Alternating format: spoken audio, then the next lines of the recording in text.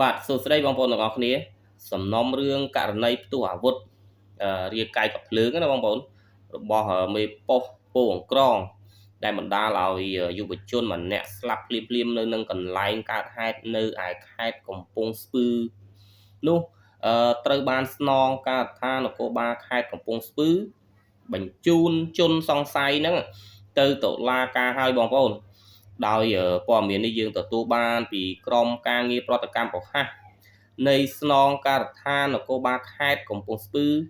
ដែលបានជម្រាបជូនបងប្អូនប្រជាពលរដ្ឋនិងសាធារណជន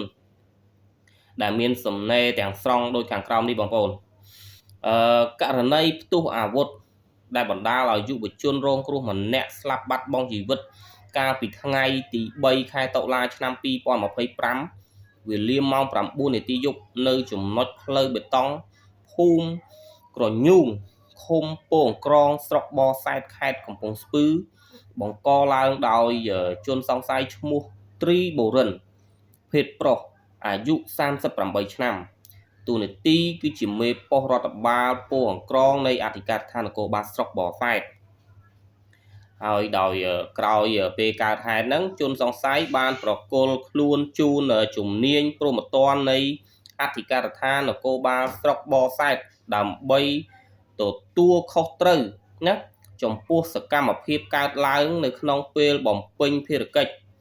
ដោយក្នុងនោះកម្លាំងព្រហ្មទណ្ឌបានចាប់យកនៅអាវុធ AK47 ស្វ័យបត់មួយដើមបងមួយនិងគ្រាប់ចំនួន19ដែលជាវត្ថុតាងដែលបណ្ដាលឲ្យយុវជនម្នាក់បានស្លាប់ឈ្មោះផានផាយុភេទប្រុសអាយុ17ឆ្នាំគឺបានស្លាប់ភ្លាមៗនៅនឹងកន្លែងកើតហេតុហើយអធិការដ្ឋាននគរបាលស្រុកបសែតក៏បានកសាងសំណុំរឿងបញ្ជូនជនសង្ស័យរួមជាមួយវត្ថុតាងហ្នឹងមកការិយាល័យនគរបាលព្រហ្មទណ្ឌកម្រិតធ្ងន់នៃស្នងការដ្ឋាននគរបាលខេត្តកំពង់ស្ពឺដើម្បីចាត់ការទៅតាមផ្លូវច្បាប់ហើយនៅថ្ងៃទី6ខែតុលាឆ្នាំ2025នេះកម្លាំងការិយាល័យនគរបាលព្រហ្មទណ្ឌកម្រិតធ្ងន់បានបញ្ជូនជនសង្ស័យទៅអัยការអមសាលាដំបងខេត្តកំពង់ស្ពឺហើយណាបងប្អូននេះគឺជាសំណេរ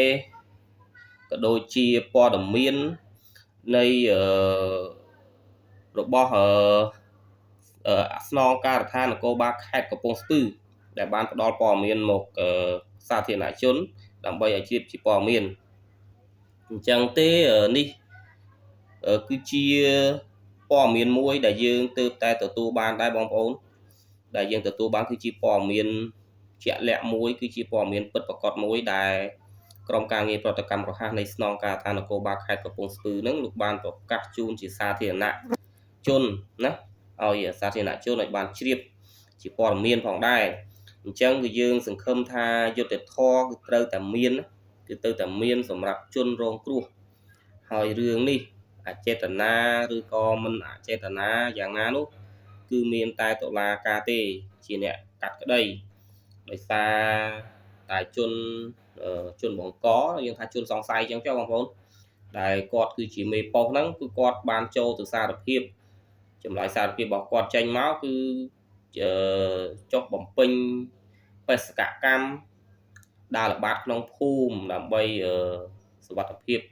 ភូមិក៏មានសុវត្ថិភាពអញ្ចឹងទៅហើយក៏ប្រទះឃើញយុវជន2នាក់ហ្នឹងហើយក៏ខាត់សួរនាំអីអញ្ចឹងទៅណាស្រាប់តែគេហើយក៏មិនសហការក៏បានរត់ចេញពីសមត្ថកិច្ចអីចឹងទៅក៏ទៅប៉ះជាមួយនឹងលោកមេប៉ុស្តិ៍ហ្នឹងហើយគាត់និយាយថាគឺវារាកាយទេរឿងនេះគឺវារាកាយកំភ្លើងដោយសារយុវជនហ្នឹងមកប៉ះគាត់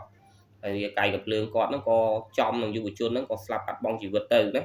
អញ្ចឹងនេះគឺជាចម្លើយរបស់គាត់ចម្លើយសារភាពរបស់គាត់ថានេះគឺជាការចុះបេសកកម្មហើយជារឿងអចេតនាដោយសារយុវជនហ្នឹងមកប៉ះនឹងអាវុធរបស់គាត់ហ្នឹងធ្វើឲ្យរាកាយទៅបណ្ដាលឲ្យស្លាប់អីចឹងទៅបាទអញ្ចឹងសាច់រឿងនេះក៏យើងមិនដឹងថារឿងនេះចេតនាឬក៏អចេតនាដែរវាសំខាន់ទៅលើតុលាការគឺលោកជាអ្នកវិនិច្ឆ័យទេបងប្អូនគ្រាន់តែថាយើងលើកយករឿងនេះមកដើម្បីជាការ ជាសា